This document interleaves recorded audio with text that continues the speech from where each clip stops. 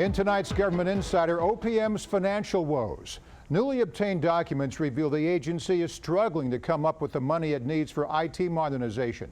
How bad is it? Joining me tonight with some answers is Sean Lyngaas, reporter for FCW. Sean, the Office of Personnel Management has awarded 2 contracts for some much-needed technology upgrades. What are they hoping to accomplish? They're hoping to accomplish a couple different things. One is a contract for migrating a bunch of applications from one environment to another. It's essentially, the OPM calls it their shell modernization project, and they're banking a lot on it. They've awarded that contract to a firm called Imperatus, and that contract, the project, OPM estimates the project to cost at least $90 million, but perhaps more. The other project is one for case management, which is essentially automating human resources. That's a project that OPM has tried in the past unsuccessfully, so there's a lot riding on these 2 projects. You've obtained documents that raise some red flags about the funding available for these projects. What did you uncover?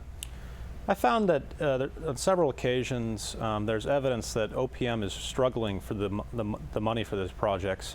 In progress reports that one of the firms prepared for OPM repeatedly raised funding for the core of the project as a high risk. Another document, OPM admits that it may not have the funds to complete a key part of the case management project. This is all substantiating what the Inspector General has said publicly and testified his concerns about the agency's ability to fund these crucial projects and a lack of oversight of that funding. Sean, to follow up on that, one project at the core of the modernization effort is the Shell project. What is that, and why is it so important to OPM? It's important to OPM because OPM has a lot of disparate systems that it needs to secure and applications that it wants to migrate off of old mainframe computers and into a new shell environment. And so it's important for IT security. That said, some people I talked to expressed concerns that the due diligence wasn't done on that particular project in terms of securing the applications before they're migrated to that new environment. It's a high-stakes project. There's a lot riding on it in terms of what it will deliver in terms of security. And OPM has vaguely said that it will save money on that project, but the numbers just don't add up at this point. And as with every other agency, funding comes from Congress. Is there any sign that lawmakers will push for more money to fund these projects? What do you think is going to happen? I think there's a sense in Congress that OPM needs to be funded for its IT security efforts. It's just a question of how it will happen.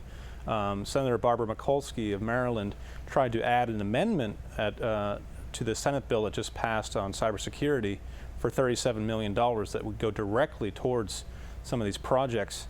That amendment failed. So they've been trying to get this money from Congress for months. It hasn't come. The agency desperately needs the money. Whether or not it'll take another breach for the money to come or new management is hard to tell. Sean, before you go, I'd like to talk briefly about Washington Post reporter Jason Rezaian. He's been held in Iran on charges of spying, and many journalists are now coming to his defense. They have been for some time. What's your stance on this issue? My stance is his imprisonment is an abomination, an affront to human dignity. He's been in jail for over a year in Tehran. His health is deteriorating. And I think it's nonsense that if journalists think that they should remain neutral on this subject. And frankly, I think it was troubling not to see his release at least more prominently featured in the discussions around the Iran deal. I thought that was going to be the final cap of the deal. I really did. I was holding back my criticisms and making any judgments because I thought for sure it would be a sign of good faith by Iran to release him right about now, if not sooner, after that deal was sealed. I mean, they still have time to do it, certainly, but any idea, do you think it's going to happen if you were a betting man? I think we need to hold out hope and keep calling on the government of Iran and the Obama administration to raise the issue.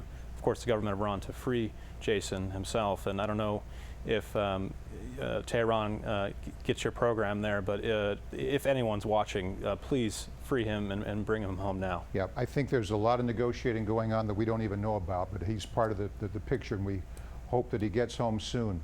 Sean Lyngaas, reporter for FCW. Thanks, Sean. Thank you, Morris.